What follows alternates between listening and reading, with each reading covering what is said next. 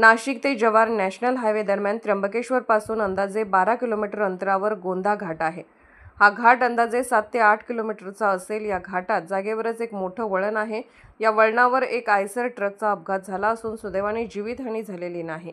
स्थानिक नागरिक समाजसेवक सुनील भाऊ यांनी दिला मदतीचा हात, परंतु या ठिकाणी रोज 2 ते 3 महिन्याभरामध्ये अंदाजे 50च्या वर आणि वर्षभरात अंदाजे 500च्या वर अपघात घडत असतात। यात तीळ मात्र शंका नाही। यावर्षी अंदाजे 20 पेक्षा जास्त नागरिकांचा या ठिकाणी अपघाती मृत्यू झाल्याची माहिती मिळत आहे। या घाटात मृत्यूचा तांडव करणारा फक्त एकच वळण आहे।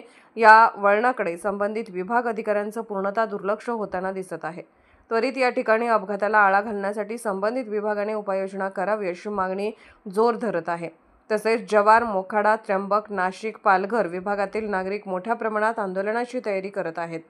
संबंधित नॅशनल विभाग असेल, बांधकाम विभाग असेल किंवा अन्य विभाग असेल, या अधिकाऱ्यांवर गुन्हा दाखल करायची मागणी तमाम नागरिक करत आहेत।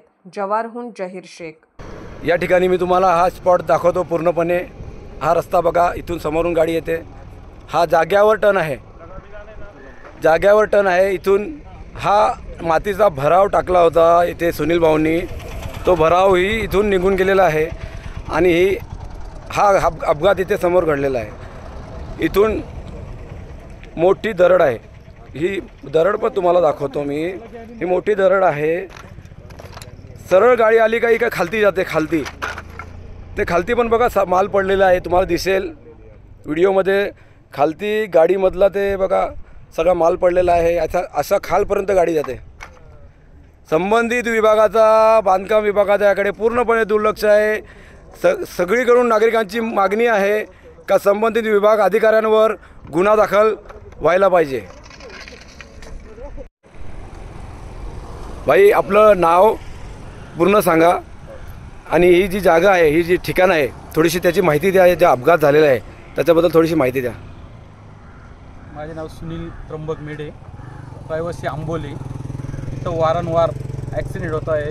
प्रशासनाला खूप हात जोडून विनंती, खूप गेल्या मागच्या वर्षी किमान एक 10-15-20 लोकांची मयत झालेली इथं। आणि हा जो मुरुम टाकलेला आहे, मी स्वतः खर्चाने टाकलेला आहे।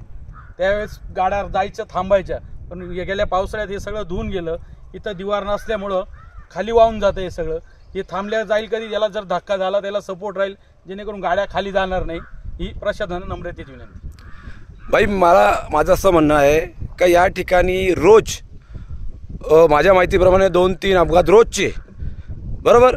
तर तुम्हाला असं वाटतं का संबंधित विभागावर, संबंधित पोलीस प्रशासनावर कारवाई व्हायला पाहिजे, त्यांच्यावर गुन्हा दाखल व्हायला पाहिजे असं वाटतं का तुम्हाला? 100% पोलीस वाल्यांचं, आता तर पोलीसवाल्यांना व्हायला न पाहिजे तसं काय नाही, जेणेकरून बांधकाम विभाग नाही तर PWD जे असेल त्यांच्यावर 100% नाही 1000% गुन्हा दाखल झाला पाहिजे। क्योंकि 8 दिवसाला कमीत कमी 4 गाड्या डेली मी काढतो। खूप गाड्या, आणि वरतून गाडी आल्यानंतर त्या गाडीचं बऱ्यापैकी नुकसानच होऊन जातं गाडीचं, काही वाचत नाही त्या गाडीमध्ये, आणि जीवितहानी पण बऱ्याच प्रकारे होती। याच्याकरता गुन्हा दाखल झाला पाहिजे।